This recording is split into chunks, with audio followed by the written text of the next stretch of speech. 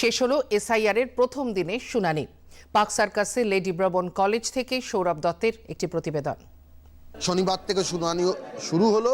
রাজ্যের 294টি বিধানসভা কেন্দ্রে এই শুনানি চলবে।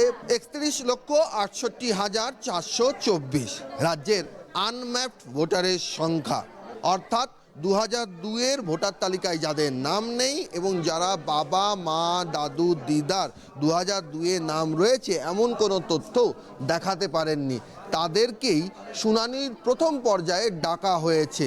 আমাদের তো ড্রাফটের লিস্টে নাম আছে, কিন্তু আমরা এই চিঠিটা পেলাম, শুধু উনি পাসপোর্ট দেখলেন, বলে ঠিক আছে।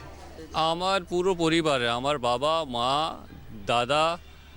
দাদা বোন সবারই নাম, আমরা 2001-এ ভোট দিয়েছি। 95-এর আমাদের লিস্টে নাম আছে। 2002 এসআইআরতে নাম কেন না সেটা আমরা ক্ষুব্ধ, কেন এটা হলো? এটা কার ভুল? আমাদের ভুল বা ইসিআই ভুল? আমরা ওখানে আছি, তবুও নাম কেন না? এখানে এসে সমস্যা হয়নি।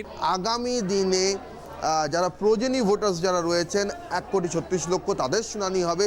সব মিলিয়ে এই শুনানিকে ঘিরে বাংলার রাজনীতি কোন খাতে বয় সেদিকে নজর রাখতে হবে। ক্যামেরা পার্সন প্রদীপ ঘোষ, পার্থ চৌধুরীর সঙ্গে সৌরভ দত্ত, দূরদর্শন সংবাদ, কলকাতা।